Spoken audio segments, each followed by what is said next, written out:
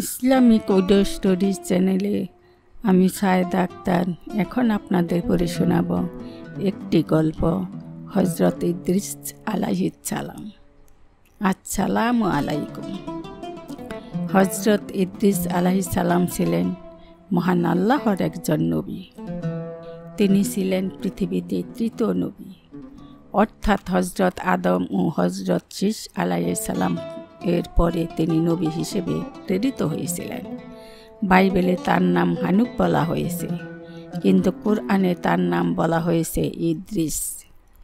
হযরত ইদ্রিস আলাইহিস সালাম বর্তমান ইরাকের বাবেল নামক শহরে জন্মগ্রহণ করেন। তিনি হযরত আদম আলাইহিস সালামের পুত্র হযরত শীস আলাইহিস সালামের কাছে শিক্ষা লাভ করেন। এরপর বয়ঃপ্রাপ্ত হলে মহান আল্লাহ তাকে নবুয়ত দান করেন। তার সম্পর্কে কথিত আছে যে নবুয়ত লাভের পূর্বে তিনি মানব সমাজ থেকে দূরে দূরে থাকতেন আর একা একা আল্লাহর ইবাদত বন্দেগী করে কাটাতেন। কিন্তু মানুষ যখন আল্লাহকে ভুলে তার দেখানো পথে চলা ছেড়ে দিল, তখন আল্লাহ তাকে নবুয়ত দান করলেন। ওহীর দ্বারা আল্লাহ তাকে আদেশ করলেন, হে ইদ্রিস, ওঠো, নির্জন ও নিরিবিলি জীবন ছেড়ে দাও। মানুষের মধ্যে ঘুরে ঘুরে তাদের কাছে আমার বাণী প্রচার করো। তাদেরকে বলো তারা যেন অন্যায় ও অসত্যের পথ ছেড়ে আমার সত্য পথ গ্রহণ করে। আল্লাহর এই নির্দেশ পেয়ে হযরত ইদ্রিস আলাইহিস সালাম পথভ্রষ্ট লোকদেরকে আল্লাহর পথে ডাকতে শুরু করলেন। তিনি পূর্ববর্তী নবী হযরত আদম ও হযরত শীস আলাইহিস সালাম এর শরীয়ত মেনে চলার জন্য লোকদের আদেশ করলেন, কিন্তু কিছু লোক ছাড়া কেউই তার কথা মানল না। এই অবস্থা দেখে তিনি দেশ ছেড়ে হিজরত করতে মনস্থ করলেন। তার প্রতি যারা ঈমান এনেছিল তাদেরকেও হিজরত করতে বললেন। দাজলা ও ফোরাতের মতো দুটি নদীর তীরে অবস্থিত ছিল এই বাবেল শহর। বড় সুখে সেখানে তাদের দিনগুলো কেটে যাচ্ছিল। এ দেশ ও শহর ছেড়ে চলে যাওয়ার কথা তারা কোনো দিন কল্পনাও করতে পারত না। তাই হযরত ইদ্রিস কর্তৃক হিজরতের নির্দেশ পালন করা তাদের জন্য খুব কঠিন বলে মনে হলো। তারা বলল, ঠিক আছে, আমরা যাব, কিন্তু এই বাবেলের মতো এত সুন্দর শহর আমরা কোথায় পাব? হযরত ইদ্রিস আলাইহিস সালাম তাদের বললেন, তোমরা যদি আল্লাহর পথে এতটুকু কষ্ট সহ্য করো, তাহলে তিনি তোমাদের অবশ্যই বাবেলের মতো সুন্দর জায়গা দিতে পারেন। এ কথা শুনে সবাই হিজরত করতে রাজি হয়ে গেল। হযরত ইদ্রিস আলাইহিস সালাম তাদের নিয়ে মিশরে হিজরত করলেন।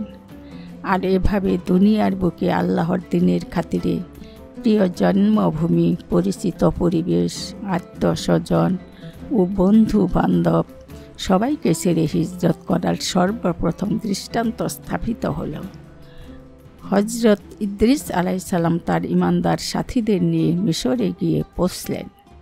সঙ্গীরা নীল নদের প্রবাহ এবং এর উভয় তীরের সুন্দর দৃশ্য ও উর্বর মাঠঘাট প্রান্তর দেখে অত্যন্ত আনন্দিত হল।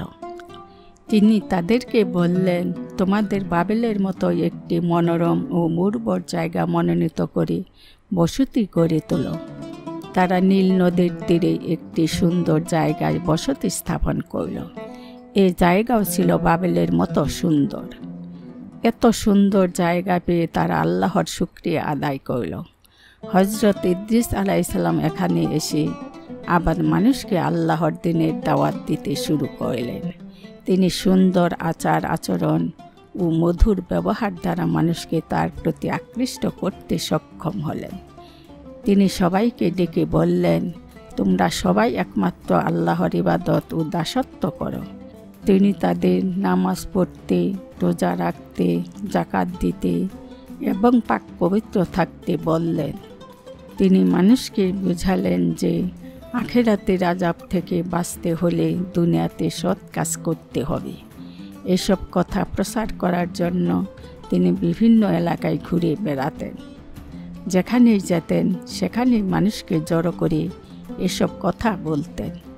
রাত দিন অনেক পরিশ্রম ও কষ্ট করে তিনি দীর্ঘদিন পর্যন্ত এই কাজ করতে থাকলেন।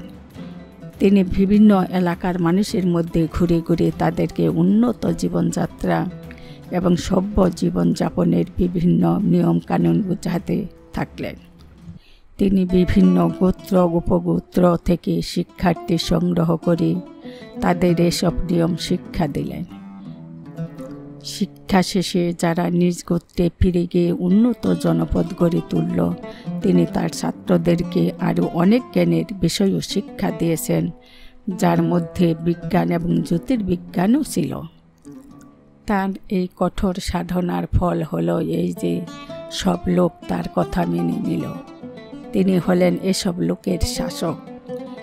দীর্ঘ 353 বছর পর্যন্ত তিনি ন্যায় ও ইনসাফের সাথে তাদেরকে শাসন করলেন।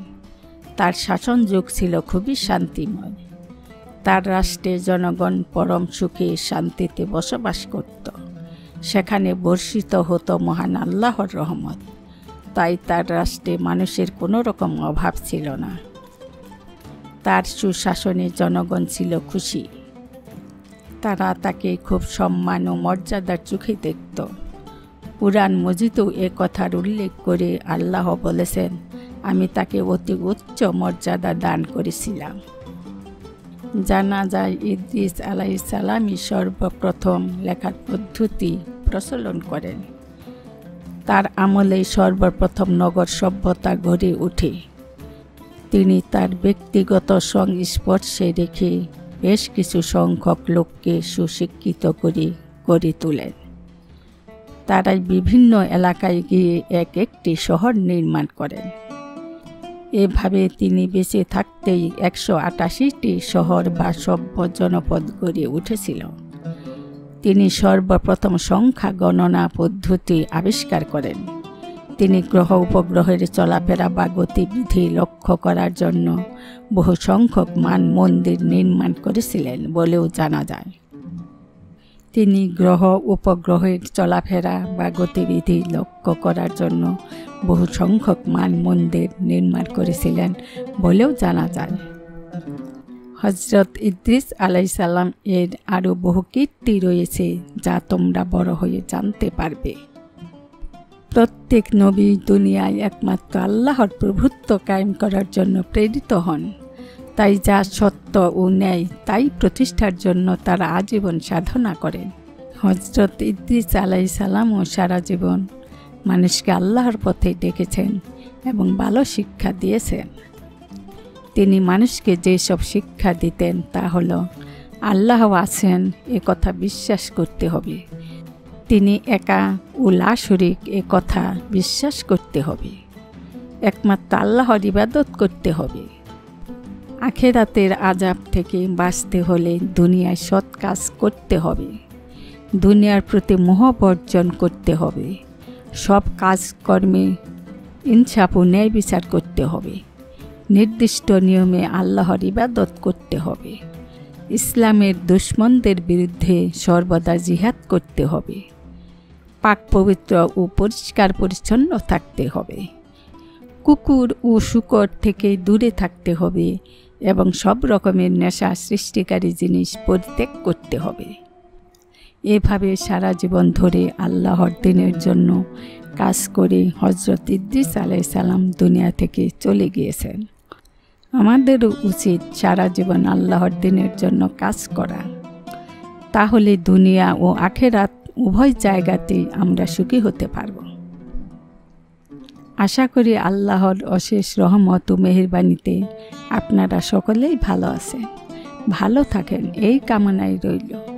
আর সেই সাথে আপনাদেরকে বলছি, প্রতিদিন নতুন নতুন ইসলামিক ভিডিও পেতে এবং ইসলামিক জ্ঞানের চির নতুনত্বকে উপলব্ধি করতে অবশ্যই সাবস্ক্রাইব করবেন। আসসালামু আলাইকুম।